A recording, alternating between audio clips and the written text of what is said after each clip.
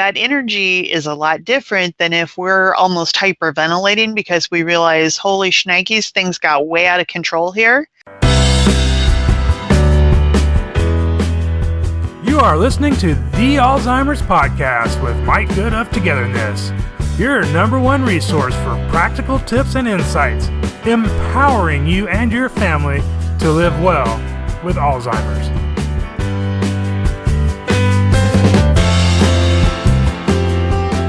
Hello and welcome to episode 38 of the Alzheimer's Podcast. I'm Mike Good of Togetherness.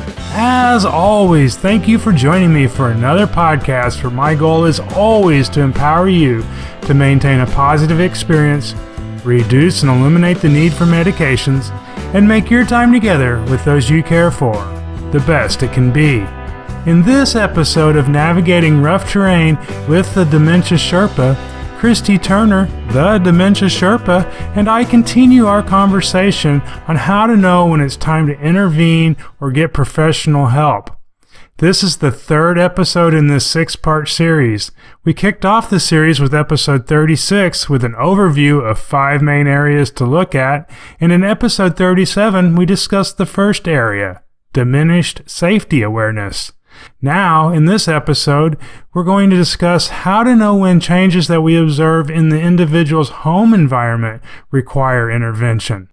I am so pleased to have Christy Turner, the Dementia Sherpa, as a regular guest here on the Alzheimer's Podcast.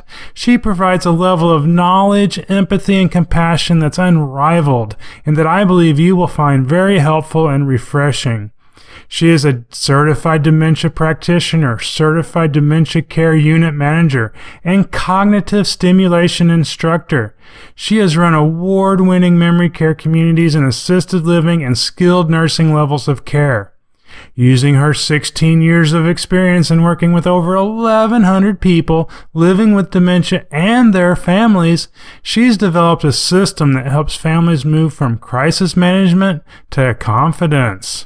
Well, hello, Christy. It's great to have you back on the Alzheimer's Podcast. My pleasure. Thanks for having me back. You're very welcome. So, Christy, before we start discussing changes in the home environment that might be clues that intervention is needed, can you start with a quick recap for our listeners of why you created this list of signs and the accompanying articles?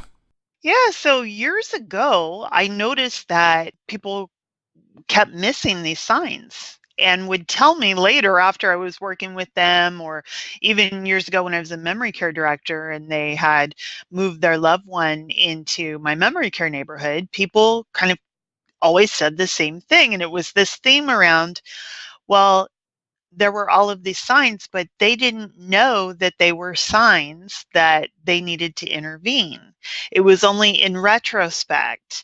And some of them seem really obvious to a professional, or they seem really obvious to anyone in retrospect, but people just don't know what they don't know. So I thought, well, I think it would be a great idea to put a list together that shows these common things that people are kind of not paying attention to because they just don't know that they think it's some other problem. They don't know that it's related to dementia and that it's time to intervene if these things start happening.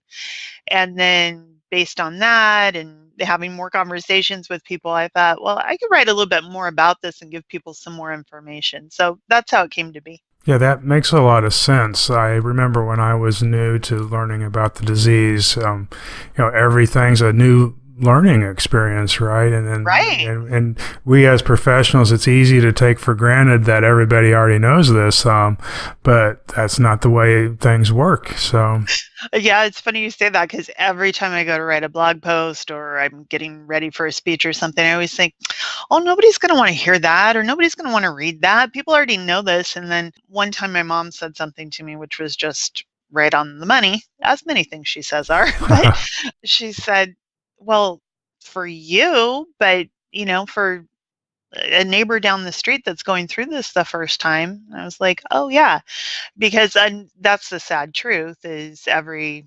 67 seconds now? I think it's less than that. Somebody gets the diagnosis. So people are going through it for the first time every single day. And that's true. It's something like 67 seconds in just the United States, and I always like to mention to people that it's about every 3 seconds worldwide, or 27,000 new diagnoses every day. Yeah, here's a sad point of comparison. 10 years ago, and I remember this because I was using it in marketing materials that I was creating 10 years ago when I was a memory care director. It was every 72 seconds. Yeah. So we're definitely going the wrong way. Exactly. So, well, Christy, so today again we're going to talk about signs in the home environment, and the first item on the list that you have are scams, and you use an example. And you put a stat in there of, I believe it was $37 billion. Older adults are scammed out of $36 billion every year in just the United States. That's quite a large number. I was shocked. Isn't that staggering? I was shocked. And that's not necessarily people with dementia, who obviously are going to be more susceptible. Right. And so the first item on the list, you put an example of when someone suddenly starts writing checks for large amounts to unknown people, or you witness unusual banking practices. That's not so obvious necessarily to somebody unless they've already intervened in some degree with the financial information, like a daughter or a son maybe hasn't. And so I'm wondering, what suggestions would you have to them to help them look out for their parents being scammed or making poor financial decisions, we'll call it? That is a great question. There are a few different ways, and part of it I go into more in the rest of the article. Start looking for the evidence, right? So, and it's not like you really need to go on a search. You might just literally stumble across it. Are there a bunch of things that didn't used to be there? If your parent has never shopped on Amazon or rarely shopped on Amazon, and all of a sudden the UPS truck is showing up multiple times a week, or you see a lot of Amazon boxes, or, it doesn't have to be from Amazon. It could be from anywhere. In my family, my grandma got very hooked into ordering collectible Franklin Mint plates. And they say collectible, and it's the Franklin Mint and blah, blah, blah. I don't know. Are they worth, 50 cents at a yard sale? I have no idea. But she had literally a room full of stuff that was being delivered by UPS. This bedroom, this spare room, that we could barely get the door open by the time it was all said and done, because there was so much stuff in there that had never even been removed from the package. Oh, wow. This was going on. My grandpa didn't say anything. So sometimes you just kind of, start looking at the big picture, talk to other people in your family. What else going on? Compare notes. So that was one thing. And she dramatically increased her magazine subscriptions because she thought that the contest people were watching her. That's what she called them, the contest people. She started getting subscriptions to, Fit Pregnancy. Oh, my. Right? Nobody in the family was pregnant. So look for unusual types of things like that too. Like what is going on here, because something just doesn't seem right. So that's one thing. Another thing is, are there people that you haven't seen before kind of hanging around that you've never heard anything about, right? So now, when I first started, when I struck out on my own, I had a business partner, and we did care management, meaning that often we were caring for people who are living with dementia. And by caring for, I don't mean day to day, like they lived in their, community, or in their own home. But we did things like arrange their doctor's appointments, and, made sure they had groceries, and would accompany them to the doctor, make sure everything in their living environment was okay, they had what they needed, that type of stuff. And so in one sense, it was like being, surrogate kids, right? Most of our clients didn't have any family around, or they didn't have any children at all, but some did. And so, as a proactive measure for us as professionals, like obviously if somebody had a diagnosis of dementia, we could never enter into a service agreement with them because that would be unethical. So it needed to be somebody who could do that on their behalf. But we reached out to the rest of the family too. Like, oh, okay, you don't have any kids. All right, who else in your family is involved? Oh, you have a niece who lives 3 states away. Great. Can I get her contact information? Because we felt it was important, like, we need to let this person know that just because she lives 3 states away and is only able to visit twice a year doesn't mean that she doesn't have an interest. And she needs to know, hey, there are professionals involved. This is why. This is what's going on. And a professional will do that, will be proactive in making an introduction, explaining the situation, and making sure that all of your questions are answered. If it's somebody shady, on the other hand, they're going to be kind of secretive and acting like you as a family member don't really have a vested interest and telling you not to worry about X, Y, and Z. It's just going to feel weird. And it's going to look weird too. So that's another thing, like, who's hanging around and what's going on. And then I do encourage people to go ahead and get on a bank account and, help people with their mail, their bills, their financial transactions. Not everybody needs that help, but most people do at a certain point, whether they have a cognitive impairment or not, because a lot of times investments can kind of get away from people. They forget that they maybe were using 10 different brokerage accounts or whatever the case may be. There are lots of different nuances, but just kind of be there and make sure that people know that you can help, and make trips to the bank with your person too, so that the people in the bank get familiar with who you are. Do you find that people who are possibly, spending like this or making questionable decisions with their finances are using checkbooks or credit cards, or is it a mix, or does it not matter? Because, it might be easier for a daughter to pick up dad's checkbook and take a quick peek, whereas finding bank statements and stuff might be buried away somewhere else. That's a good question, because what I have found is that often people don't want to intervene, right? Because we still want our person to like us, which is totally normal and natural. But we're kind of missing the obvious, which is when there is a stack of mail sitting there and it has brokerage account statements and bank statements, and they're just kind of sitting there. Right.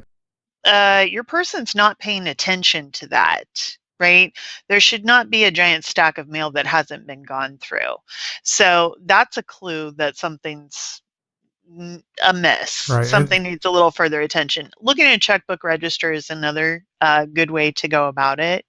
And certainly if you see something, you need to take immediate action. In my own family, my grandma, because of what she thought was happening, and she thought the contest people were watching her, she burned through $30,000 before my grandpa got a hold on it. Oh, wow. And oh my. Yeah, that's a lot of money. And my grandparents were so lucky and so blessed that they could absorb a $30,000 hit. Many people can't. Right. For a lot of seniors out there, that's more than their annual income. So that really could have gotten ugly. And this was long enough ago that, thank God, she'd never used a computer. Right. If this had started happening now, she would be a person who would have familiarity with using the internet. And Amazon, for example, and it's not that I don't love Amazon, but they make it super easy, right? Where you can purchase with one-click shopping. Yes. Too easy.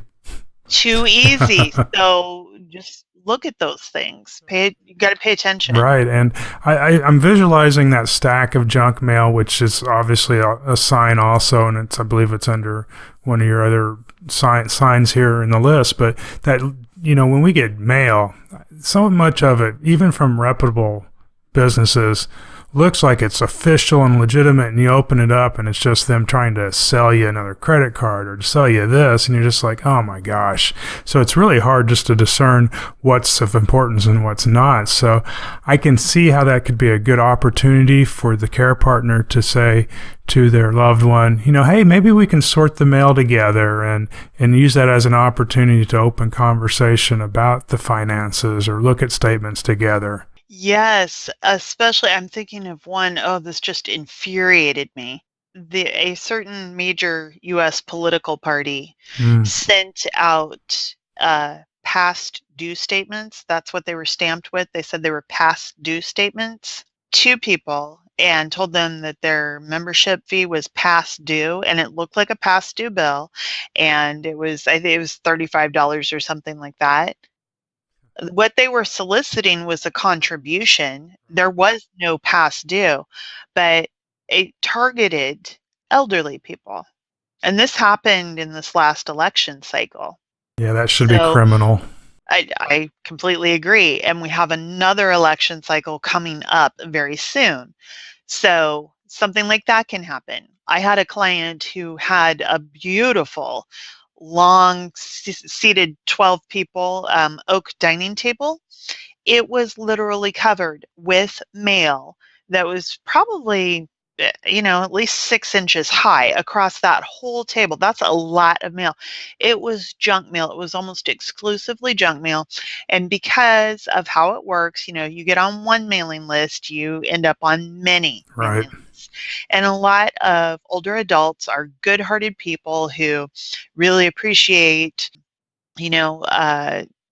veterans organizations or the SPCA or animal organizations or all these different types of things. And so it doesn't have anything to do with, even though I was just mentioning politics, it doesn't have anything to do with ideology. It's just one list, and pretty soon there's every organization under the sun asking for money, and people can get a little bit overwhelmed and sometimes mixed up about what's legit, what's not legit. And let's be clear, even if all of the mail was from, let's say, PBS and the Sierra Club and the SPCA and, American Veterans and just worthy organizations, most people, particularly older adults, do not have unlimited income to donate to every cause that needs it. And it's an odd thing that happens with older adults where they can really start to feel guilty. Like they're kind of in this life review process and thinking, well, maybe I haven't done enough. Maybe I haven't made a big enough impact. And I have literally seen people give to the point where it does hurt because suddenly they don't have enough money for groceries or for their prescriptions. Yeah, and we've all heard the cat food horror stories. So yeah, that's too bad. Yeah. It's good to pay attention to the environment. So what I would recommend in that case is for the care partner to start canceling some things. There's a lot of the junk mail can be canceled. I've personally canceled my junk mail. My mailman told me that I'm the only one out of 2,500 people that's canceled my junk mail, which was really, for me, as a tree hugger, I was not happy with. Right. I bet your mail carrier loves you, though. Yeah. Well, it confuses them because I'm the only one, right? Oh, right. And they had to put a little sticker on my mail box from the back side. But, and, a lot of the credit card offers, what I've done is I've just wrote cancel across the application and put it back in the postage paid envelope they provide. And that seems to be pretty effective for the most part. That's curative, huh? So there's, I would start with helping reduce that junk mail and stuff so that it's easier for you to sort through and pay attention to. So Christy, another item when we're kind of talking about a little bit is the home cleanliness, and that's a lot more obvious. Obviously, you walk into that than seeing someone's finances, unless there's a bunch of boxes from Amazon laying around. But in the home, you walk in, you can tell if this person's been real clean for years, that now something's amiss, right?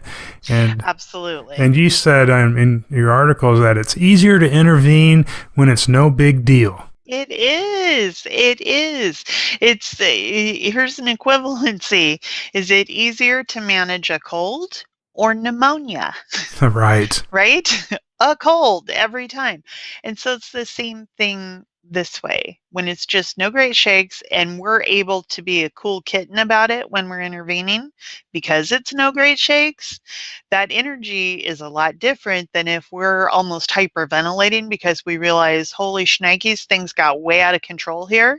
And then, we're bringing that energy of, oh my God, I got to do something. And that's very easy. That's very easy then for people to say, no, I brought you into this world. I can take you out. I don't need your help. If I need help, I'll let you know. And how long since you've lived at home? And you just end up being this target of a blast inferno coming your way. So, go ahead and intervene when it's not a big deal. Right. And one of the examples you used I loved was a laundry example where you said, just throw in one of your shirts with 10 of theirs.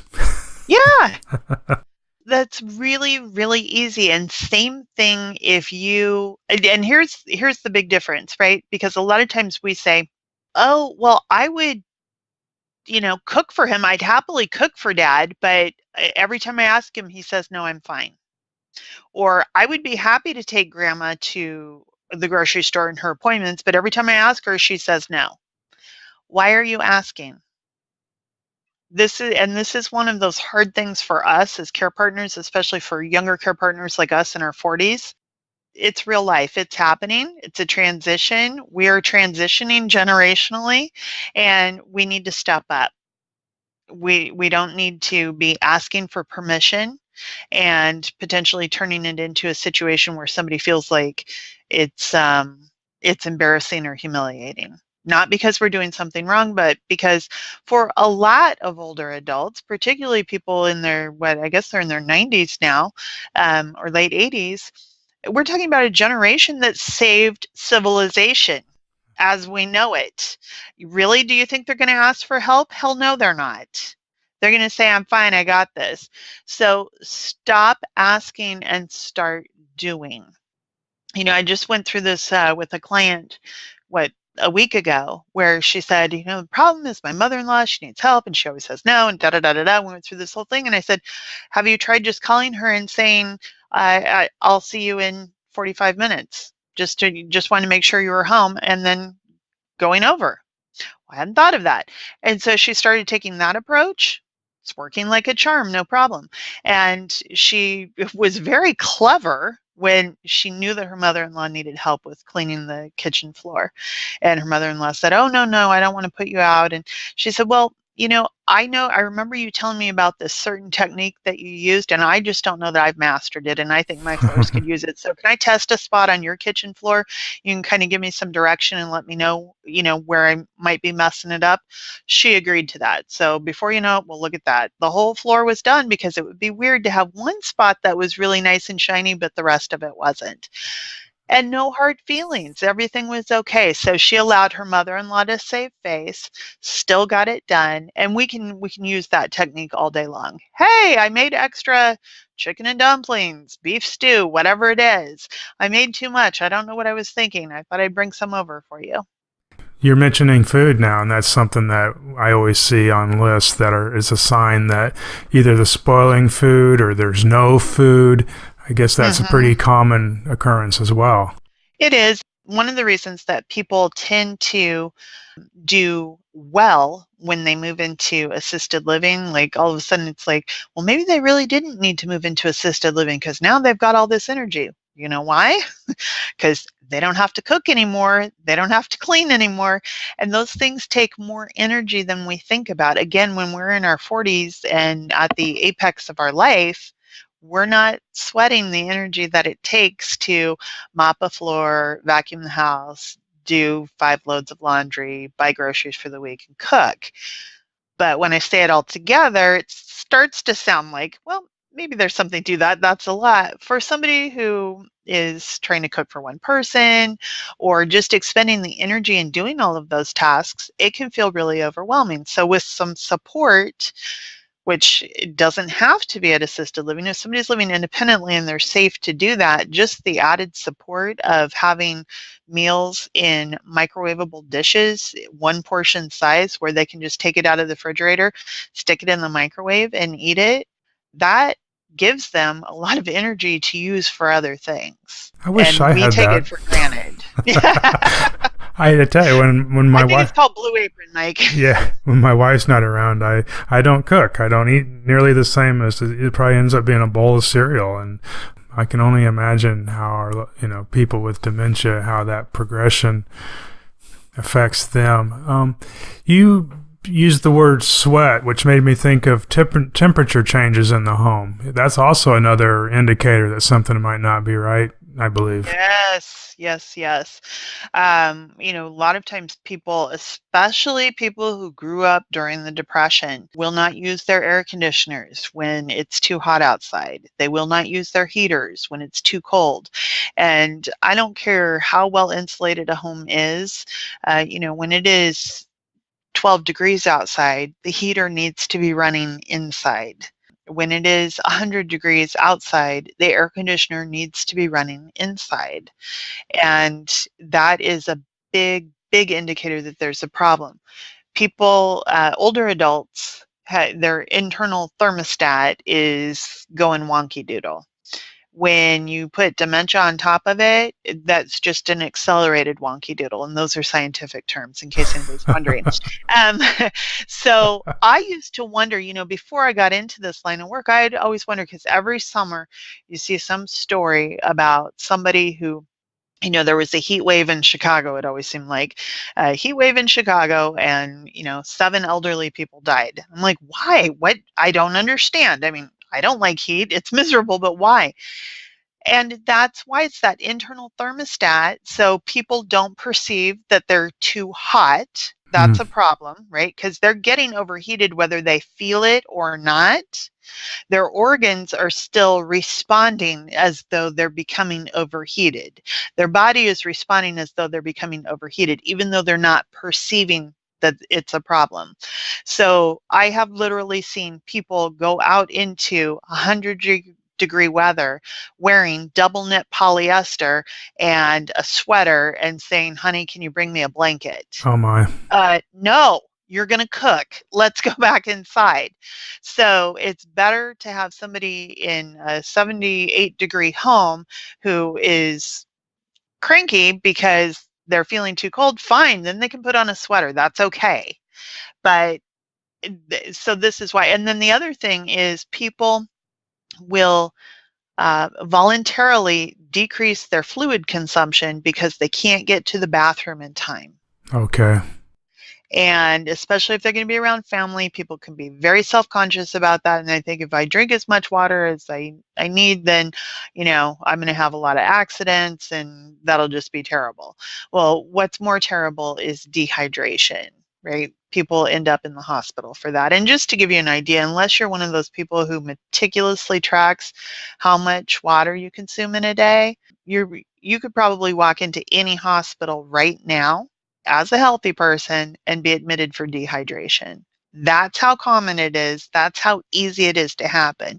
Now imagine if you were severely limiting yourself because you didn't want to be a burden to people around you to help you to the bathroom.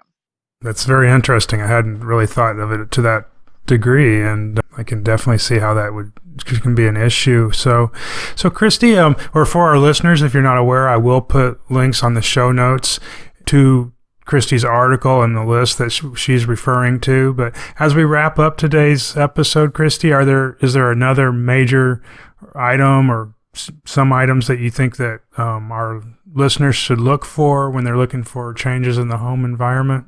Well, I would say just definitely go to that article, because that particular one has a pop-up where when you go there, it pops up and gives you where you can sign up to get what's called the Lawton scale. And it's a free download, and it will help you determine if your person is still safely independent at home or not. Oh, wow. So use that tool. I'm not familiar with that. I'm going to have to check that out myself, and I hope our listeners do as well. So, it's a great series of articles, and Christy, I look forward to continuing our conversations on this topic over the next couple of episodes. Me too. So I want to just thank you for joining us today, and thank you to our listeners. Thank you, everyone.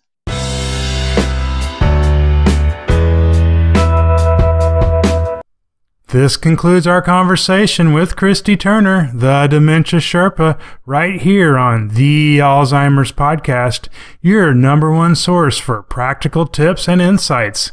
If you've missed the first 2 episodes of this 6-part series, be sure to check out episodes 36 and 37. And over the next 3 episodes, Christy and I will discuss the remaining 3 areas, which include behavioral, physical, and cognitive changes.